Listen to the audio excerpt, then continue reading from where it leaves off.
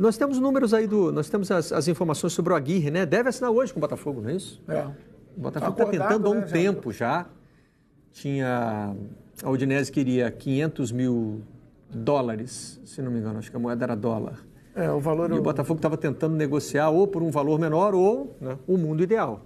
Trazer só para pagar salário do jogador. O Botafogo, como todo mundo sabe, é um clube em dificuldade financeira. O Aguirre é cria do Nacional, né? Em 2017 fez 42 jogos com 15 gols. Sabe o que eu acho? Essa não é uma média assim dos grandes goleadores. A gente pensa sempre em um gol a cada 2 jogos, para o cara que é artilheiraço mesmo, né?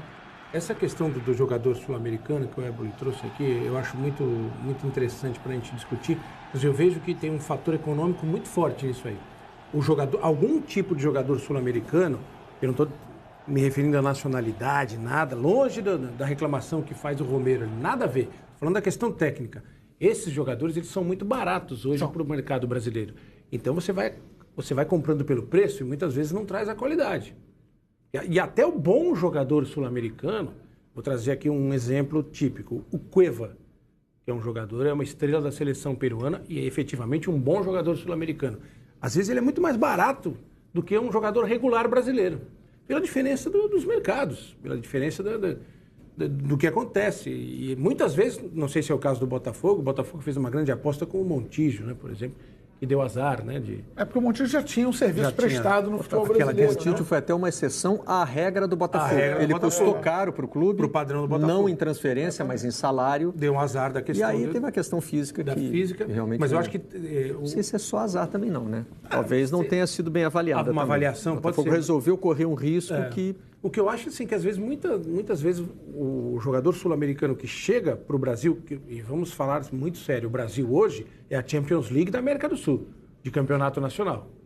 O cara quer vir jogar no Campeonato Brasileiro, que é o melhor campeonato nacional do continente. E financeiramente é mais interessante também para ele. E mercado e tudo mais. Sim. Só que às vezes vem um cara que tecnicamente não é o ideal, porque acaba sendo só o preço.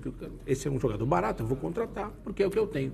Ou às vezes até é um jogador que está um pouco acima daqueles que atuam aqui, mas uma coisa não é levada em consideração pelos dirigentes, que é a adaptação. Né? O jogador demora um pouco mais a sentir a vontade no ambiente de trabalho e a desempenhar o melhor futebol em campo, porque ele tem a adaptação natural, numa mudança de país. Esse imediatismo, e que muitas vezes o sul-americano não entende aqui no Brasil, os técnicos principalmente, esse imediatismo com o resultado, ele impede muitas vezes que um bom jogador tenha uma carreira proveitosa aqui no Brasil. Porque ele é limado com muita facilidade. Os treinadores que vieram para o Brasil estranharam mais, né? Nós vimos aqui treinadores saindo com um olhar muito crítico sobre o futebol brasileiro, sem entender direito como é que funciona aqui.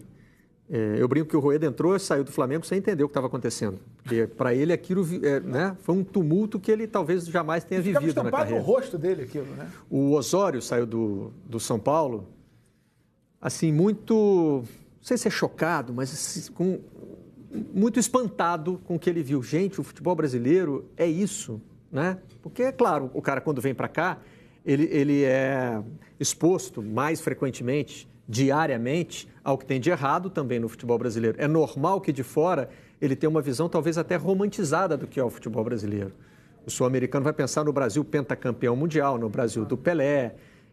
E mesmo em tempos recentes, ele vai pensar, poxa, lá é o campeonato que produz o Neymar, que produz o Gabriel Jesus, o Felipe Coutinho, né?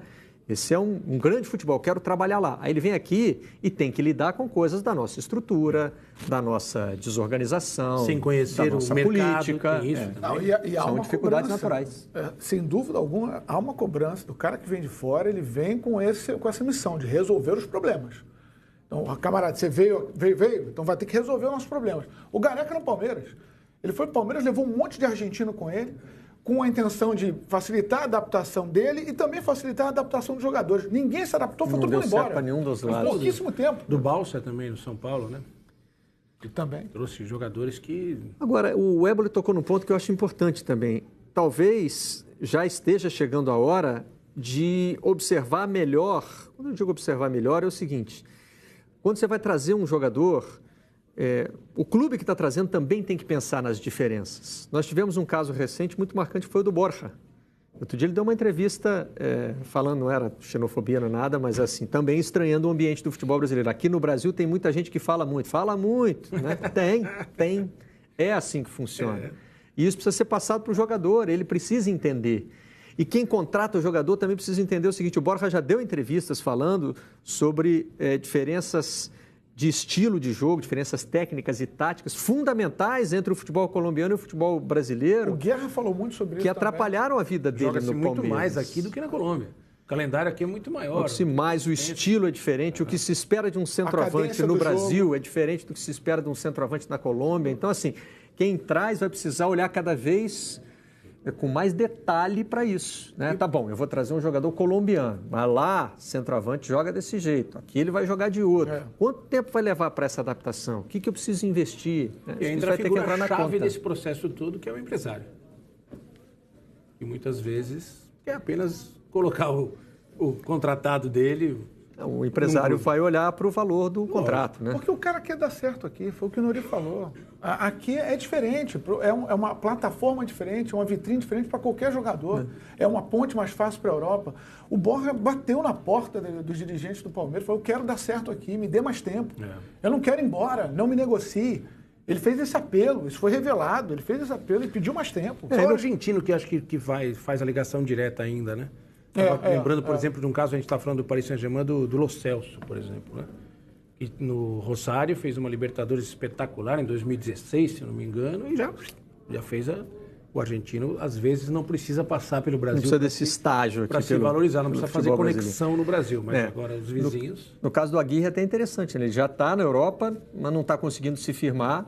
Conheceu o Botafogo na Libertadores de perto, eu digo, né? Que jogou contra o Botafogo, né? O Botafogo eliminou o Nacional na Libertadores do ano passado, não foi?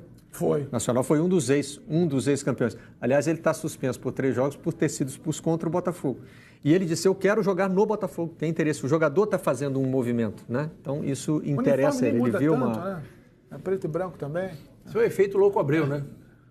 Deve ser. Talvez também. Pode ser, Talvez pode possa ser. ter uma influência grande. Que foi o último grande estrangeiro do Botafogo, foi o Louco Abreu.